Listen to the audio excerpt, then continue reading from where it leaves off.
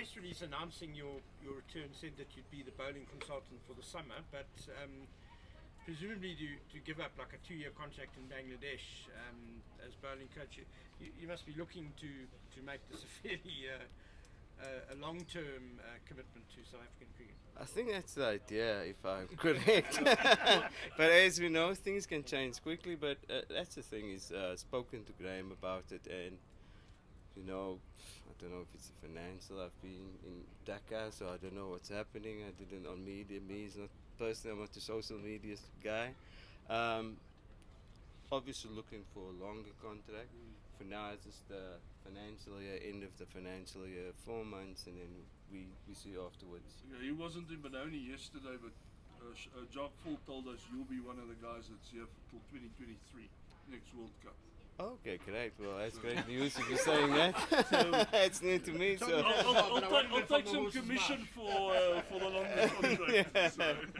Yeah. So we understand the position they are in. I don't get involved in it. They top guys behind the scenes. They were great. Speaking to Bangladesh Cricket, Mr. Chowdhury, the CEO. It could have gone worse. They could have said, okay, 2 months, you have to wait, you have to give your notice. They were great. They said, we want to keep the policy or friendship with Cricket South Africa, keep it good, still try and get me involved maybe in some way or in the future and stuff like that. So we tried to smooth it, and they were great.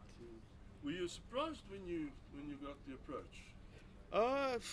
Yeah, I was. I was actually on holiday in Namibia in the desert, so the signal was bad, and phone went on. I saw Smith, right? Let me see. Found him back. Couldn't hear what he was trying to say. Texted him. He said, Langes, he said, any chance we can get you back? And they've been great days. I said, listen here, you have to speak to them. I've only been there 5 months. You have to speak to them. I've gotten great with the players. I've enjoyed actually their board has been professional with me, the way they handled the whole thing. Awesome. So they made it happen. Jock Full behind the scenes also speaking to Mr. Chowdhury, the CEO, and then he took it to the board, and it happened in a few days. Drove back 6 hours almost in the night to get back here for the practice yesterday. What are you hoping to bring to the Proteas, Charl? It's just continuity where when I left them, I think we were still number one. KG was still the number one bowler. So it's just enforcing that with what I was doing there. Watching them in India, stats came up. We don't hit the stumps enough. And you try and improve that kind of thing. So for me, it's just to see where we went wrong in the Indian test, what we can improve. Conditions obviously is different, so you need to adapt as a bowler. As a bowling coach, you say preparation. Preparation is key. We try and prepare as we're going to play in the game. It's been great with Boucher now. Something different, so the preparation was, okay, bowlers, you work out how we're going to get 20 wickets in the nets. You work out how we're going to get the Dean Elgar out. And similar, once we get closer to the test, we say, okay, now it's Ben Stokes, that type of thing. They're good players. Joe Root. One of the concerns that there's been, particularly with KG this year, is that people felt that he's kind of lacked intensity from previous years, and a lot of it has been put down to the fact that they say he's bowled too many overs. In fact, the numbers show that. And we've got such a short time, but how do you go to getting back the KG that people are know? Yeah, it's just, I said to him, KJ, I still got the stuff we worked on, so we just go back in my logbook and say, okay, this year we work on your wrist position, this and this. But as you said, the energy thing is to manage that. So maybe 2 days, KG, no bowling. And we did that when he started. It was a concern. We're always concerned he's going to break down, so we try and...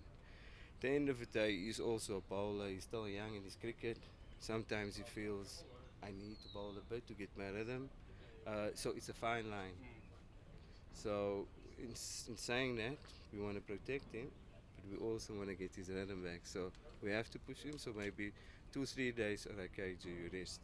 On the days where he doesn't have to bowl, try and enforce him not to bowl. Where do you see him at? I know we're like a week away from the game, but where do you see that? Yeah, no, the workloads, that's why we're having the double sessions, as we see, because the guys are not playing first-class cricket, so we're trying to create where they're actually playing a game, keep times on the leg, so the workloads are up. So tomorrow we got a rest day. Tomorrow, and then the next day we got to practice again. So managing the workloads well. So with me, the biokinetics, the coaches, we're trying to smooth it out. But we want to get him rhythm, his rhythm back as well. So we're not pushing him in the red zone. He's still, well, his workloads are there where we need to be. Charl, since you were last year in 2017, Otis Gibson obviously took over the bowling coach role as well as head coach.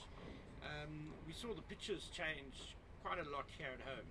I don't know how much you managed to watch of that, but do you feel in the long run that maybe it's counterproductive for fast bowlers to be getting that much assistance here at home, because then you've got to go play elsewhere where pitches maybe aren't quite as helpful? I think it's I was still part we're discussing maybe when we played Sri Lanka. Said, okay, are we gonna get Aaron Ranga after the game? So we said, okay, what's our best of winning the game?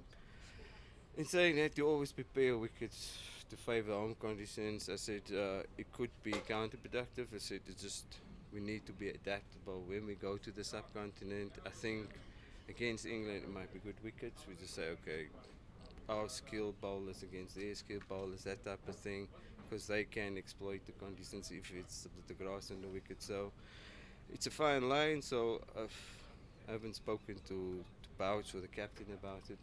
I think it's just normal cricket, good cricket wickets, good test for the bowler, something in for the bowler, test the batsman's technique, that type of thing. So I think it's just good cricket wickets from now on. How do you handle a guy now like Andre van Nortje? I mean, he had that one test there in India. Obviously, things didn't work out well there, as with everybody else. But in home conditions, is it a bit like you've got to rein him in a bit, and he's like a bit of a guy that just wants to get going and Yeah. maybe sometimes even lose his head a bit. Yeah, Chris, to us, I always say you need to control your aggression. Yeah.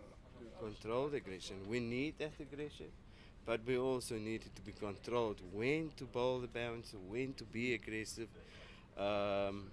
And then the other, you can only bowl 2 bounces. The other 4 balls still need good areas. Yeah.